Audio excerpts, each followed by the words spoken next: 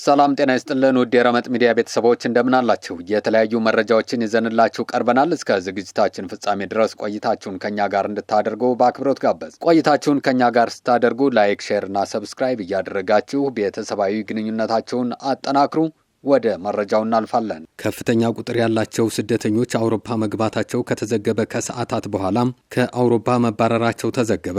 ሞሮኮና ስፔንን በሚያዋስነው የስፔን ሴኡታ ድንበር በኩል ከፍተኛ ቁጥር ያላቸው ስደተኞች ድንበሩን ጥሰው አውሮፓ ገብተዋል ተብሏል። በዚህ ጉዞ ላይ ቢያንስ 34 ሰዎች ሕይወታቸውን አጥተዋል የተባለ ሲሆን የስፔን ባለስልጣናት በ24 ሰዓታት ውስጥ ብቻ 49,000 ያህል ስደተኞች ከሞሮኮ ወደ ሴኡታ በባህርና በየብስ ገብተዋል ብለው ነበር። ይህ ቁጥር 85,000 ሕዝብ ብቻ ካላት ሴኡታ ከተማ ሕዝብ ከግማሽ በላይ የሚደርስ ሲሆን በቅርብ ዓመታት ውስጥ ከታዩ ትልቁ የአንድ ቀን የስደተኞች ፍልሰት እንደሆነ ተገልጿል። ሴኡታና ሜሊያ በአፍሪካ ውስጥ የሚገኙ የስፔን ግዛቶች ሲሆኑ ወደ እነዚህ ስፍራዎች መድረስ ማለት ወደ ስፔንና ወደ አውሮፓ ሕብረት ግዛት መግባት ሆኖ ይወሰዳል።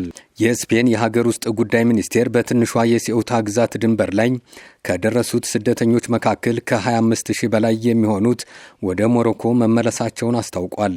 ሚኒስቴሩ አክሎም በየደቂቃው ከ150 በላይ ስደተኞች ከሴኡታ ግዛት ወደ ሞሮኮ እየተባረሩ መሆኑን ገልጿል። ይህ መግለጫ የወጣው የሴኡታ ፕሬዝዳንት ሁዋን ሄሱስ ቪቫስ ወደ 60,000 የሚጠጉ ስደተኞች ወደ ስፍራው መግባታቸውንና ባህሩን ዋኝተው ለማቋረጥ የሞከሩትን ጨምሮ ቢያንስ 34 ሰዎች ሕይወታቸውን ማጣታቸውን ይፋ ካደረጉ ከተወሰነ ጊዜ በኋላ ነው። ፕሬዝዳንቱ አሁን ያለውን ሁኔታ በፍጹም ሊቀጥል የማይችል ሲሉ የገለጹ ሲሆን ማዕከላዊ መንግስት የወሰደው እርምጃ በጣም የዘገየና በቂ ያልሆነ ነው ሲሉ ተችተዋል። ድንበሩን ለማቋረጥ የሞከሩት አብዛኞቹ ሞሮኮውያን ናቸው የተባለ ሲሆን ሴኡታና ሜሊያ በሞሮኮ ሰሜናዊ የባህር ዳርቻ ላይ የሚገኙ የስፔን ግዛቶች ሲሆኑ የአውሮፓ ሕብረት ከአፍሪካ ጋር የሚጋራቸው ብቸኛ የየብስ ድንበሮች በመሆናቸው በከፍተኛ ሁኔታ የተጠበቁ ናቸው።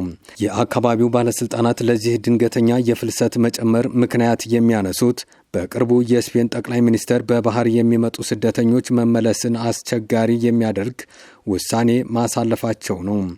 የፍርድ ቤቱን ውሳኔ ተከትሎ የሰው አዘዋዋሪ ማፊያዎች በርካታ ወጣቶችን በማታለል ለሞትና ለእንግልት እየዳረጓቸው መሆኑ ተጠቁሟል። ጠቅላይ ሚኒስትር ፔድሮ ሳንቼዝ ዛሬ ሰጡት በተባለው መግለጫ መላው ስፔን ከሴኡታ ጎን መቆሙን ገልጸው የፍልሰተኞችን መጨመር ጥቃትና የስፔንን የግዛት አንድነት መጣስ ሲሉ ኮንነውታል።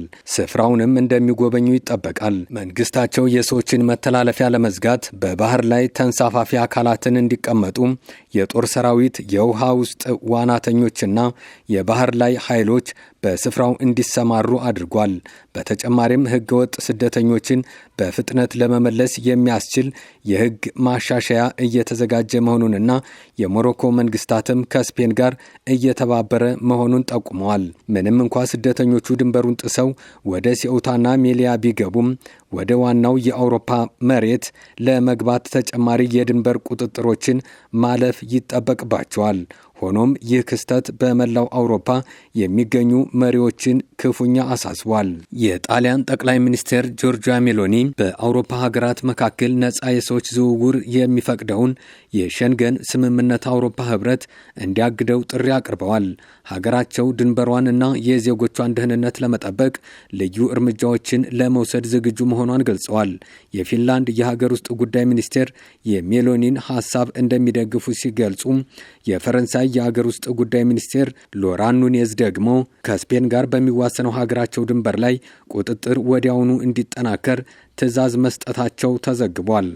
የኢትዮጵያ መገናኛ ብዙሃን ባለስልጣን ለሁለት የሚዲያ ተቋማት የመጨረሻ ማስጠንቀቂያ ሰጠም። ባለስልጣን መስሪያ ቤቱ የመጨረሻ ማስጠንቀቂያ የሰጣቸው ለአሃዱ ኤፍኤም 94.3 እና አርትስ ቴሌቪዥን ነው።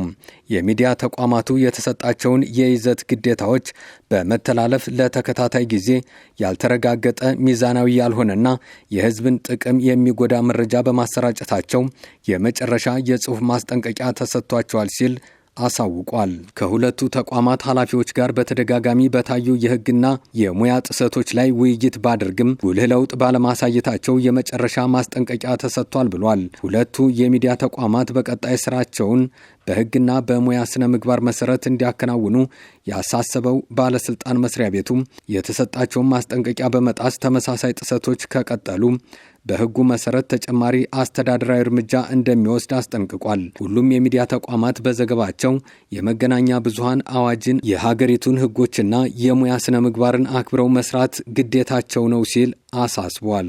ውድ ቤተሰቦቻችን ላይክ፣ ሼር እና ሰብስክራይብ ማድረጋችሁን አትዘንጉ። አብራችሁን ስለቆያችሁ ከልብ እናመሰግናለን። ጤና ይስጥልን።